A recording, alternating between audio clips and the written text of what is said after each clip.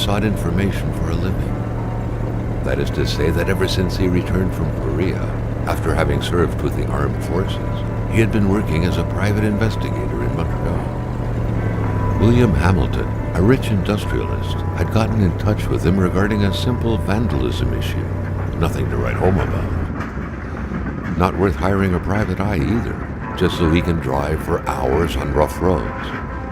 But that's how it had always been. The client pays, Carl gets it done.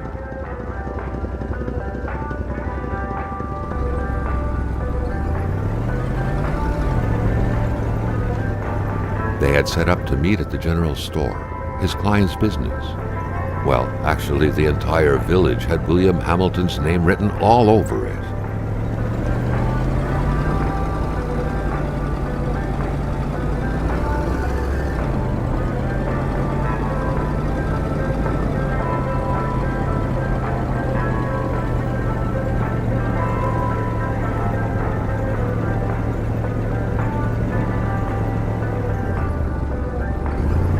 When the roads were bad, muddy, or snowed in, it was customary around these parts to close them off.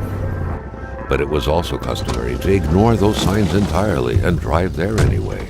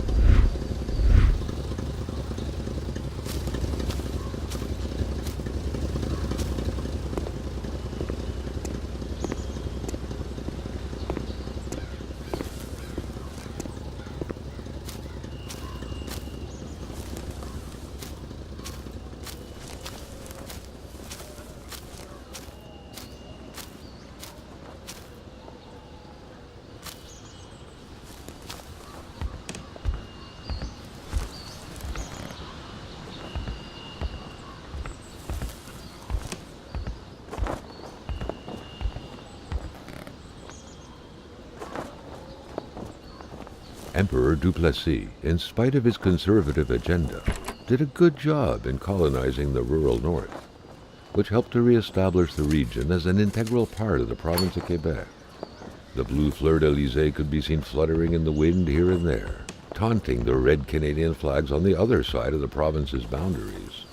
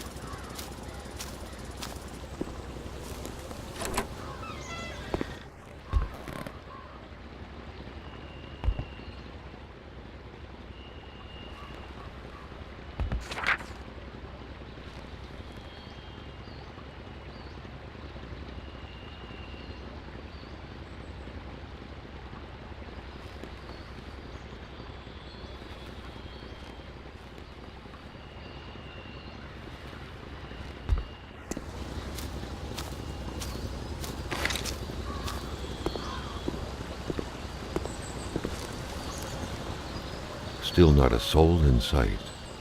There was no point in waiting any longer. Carl had to figure this one out by himself. Hamilton is waiting for Carl in the general store. It was time for him to get down to business. Hamilton never mentioned a road-blocking barrier. Why was it needed here in the back of Beyond? That would, however, be a mystery for another day. Carl had waited long enough for someone to come and raise it. William Hamilton enjoyed a lavish country house built in the very heart of the northern forests, not too far from here. The local populace was divided when it came to the affluent man. Some saw a wealthy philanthropist dedicated to improving the region's economy. Others an aging Englishman who would do anything to further his fortunes. And those ones hated him enough to go on about scheming against him. Hamilton had recently acquired a few local businesses, but the last straw was the reopening of a mine, which gave rise to a wave of protests and threats from the Cree people.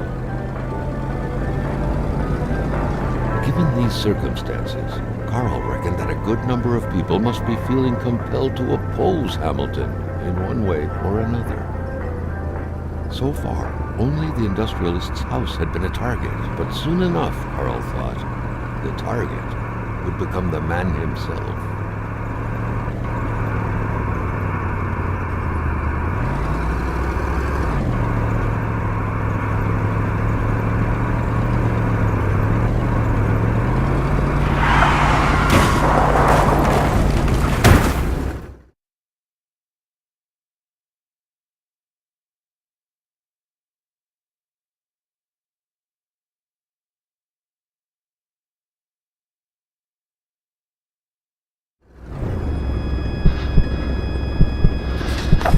Carl needed to get out of there.